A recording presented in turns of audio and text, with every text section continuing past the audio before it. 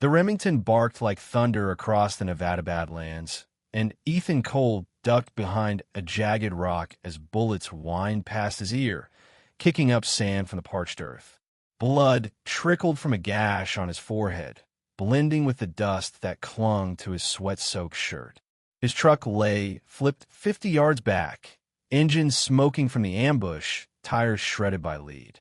Vance's gravelly voice cut through the windswept canyon. "Come on out. Ghost Ethan.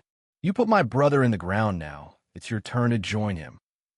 Ethan checked his pistol. 5 rounds left.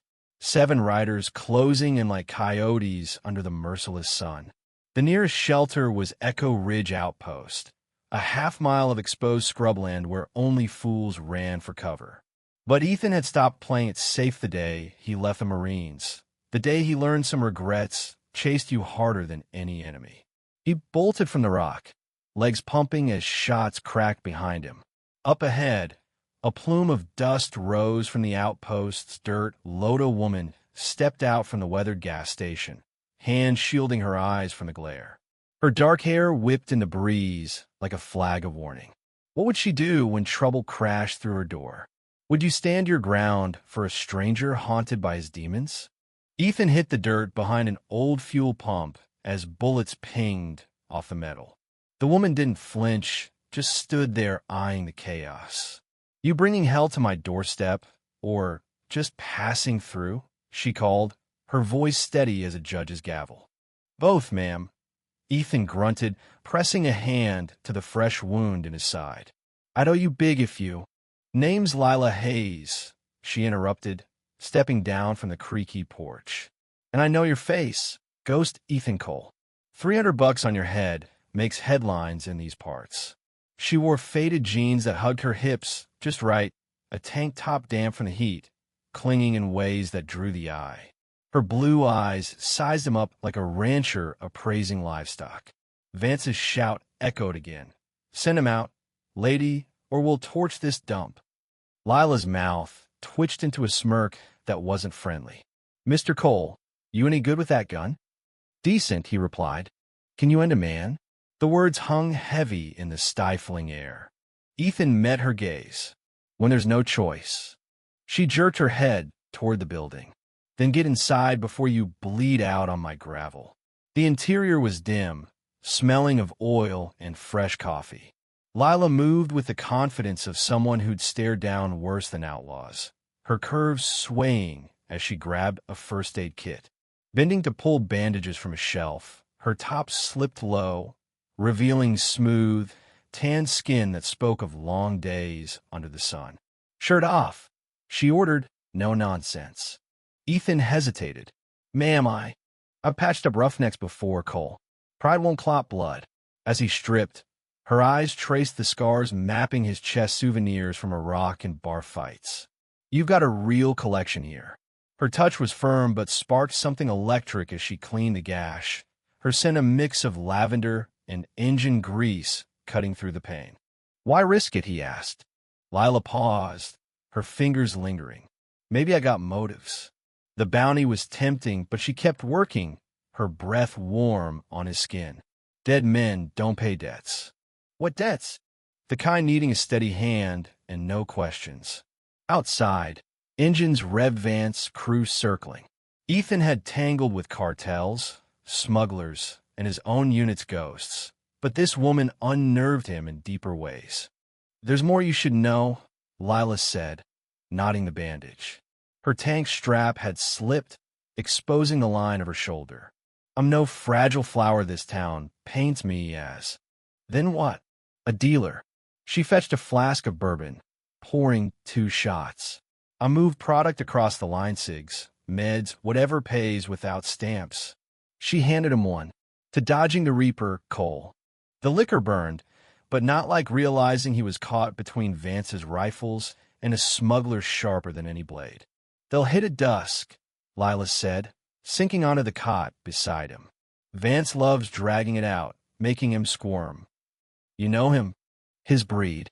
She turned, eyes deep as midnight wells. "Question is, you want to see Dawn? What's the cost?" Her hand rested on his thigh, fingers tracing seams worn from the road. "Help with the shipment south. Then we vanish." Her grin promised secrets. Thunder rolled not weather, but bikes roaring from the hills. Lila shot to the window. "Cartel riders," she hissed. "A scout cruthery early by days." Ethan peered out. 5 bikers, armed heavily, dust clouds trailing like smoke. Partners. Usually, but this ain't right. Their faces were hard, inked with gang marks. They weren't here for talk. The cartel stormed the outpost like a flash flood, brutal and unrelenting. Ethan rolled right as a shotgun blast shredded the doorframe, splinters flying like shrapnel. Lila was ready, yanking a pump action from under the counter. "Back exit," she yelled over the roar. 2 lady a rider burst in, machete raised. Ethan's pistol bucked, dropping him cold. Another charge from the side. Lila's shot painted the wall red. Quiet fell, thick and ominous. 5 riders, 2 down, 3 prowling, plus Vance's men lurking in the ridges. Survival odds were turning grim. "They want the stash," Lila whispered, reloading fast. Her tank was ripped now, sweat-glistened skin peeking through even in the fray. She stole his focus. 40 cases in the bunker below. Now it clicked. Vance wasn't just avenging kin. He craved Lila's haul, worth a fortune in untaxed goods. A shadow flitted outside. Ethan tracked it, waiting. The rider dove low. Ethan's round found center mass, but not before a blade grazed his arm. Fire, blooming fresh. 2 left. Lila pressed close in the tight space, her warmth a distraction amid the adrenaline. "They'll smoke us out." Sure enough, flames licked the walls, acrid smoke billowing. Lila grabbed his wrist. "Bunker we hold there." She flipped a hidden latch under the floor. Stairs dropped into cool earth. The space was vast, crates stacked high. Booze, pills, even mil-spec gear stamped with border seals. "Christ, Lila, this is big league. Survive or starve," she shrugged. Footsteps thudded above, smoke seeping down. "Tunnel out me ex-husband's escape route before the cartel got him." The passage was cramped. Lila led, her form outlined in the faint light, jeans tight in the confines. They surfaced 100 yards out, behind scrub brush. The outpost blazed like a bonfire, flames clawing the twilight sky. "All gone," Lila murmured, voice cracking. Ethan squeezed her shoulder. "We're breathing at counts." She faced him, firelight dancing in her eyes, grief mixed with fire. "They wrecked everything. We rebuild." She closed the gap, breath mingling with his. "What do we have left, Ethan?" Before words formed, she kissed him, tentative, then urgent, a lifeline in the storm.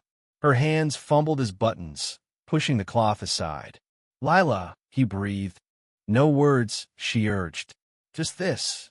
Clothes shed like burdens, her skin soft under his callous touch. It was raw, passionate, 2 souls grasping hope while flames raged. After, they lay tangled in the brush, her hair fanned across his chest. "Vance is still hunting," Ethan said softly. "I know." Her fingers mapped his scars. "Cartel too, with backup." She met his gaze. "So we ended." Vance struck at first light, 10 strong now, reinforcements from Reno. Ethan counted them through the haze, holed up in the rocks. Lila nestled close, her makeshift top from his spare flannel, barely containing her, still stunning amid the threat. They had a rifle, scattergun, slim ammo not enough, but it would sometimes trump bullets sometimes. Vance dismounted by the ashes, coat billowing. "I smell you, Cole. Come face it quick, or I'll savor it starting with your lady friend." Lila's eyes blazed. "Bastard." Ethan rose, but she halted him. "Wait." Vance barked orders. "Fan out, scour every crevice." Then Lila grinned wickedly, pulling a grenade from her pocket. "Hubby's military surplus, me ace." "Lila, no too risky." "Life's risk." She pecked him, then darted off, weaving through boulders like a ghost. Vance's crew hollered, firing wild, but she melted into the terrain. Ethan tailed, picking off flanks. One shot felled a burly thug. Another winged a kid who met Lila's blast. 8 down to 6. Vance rallied, but the Badlands fractured their push. In such ground, smarts beat numbers. Lila perched on a ledge, grenade primed. "Vance, you like fire?" He looked up, face twisting. "You're dead, bitch." "Yours first." She lobbed it, boom, shattered stone, burying 3 under rubble. Dust choked the air. Ethan struck, knife silencing a dazed gunman.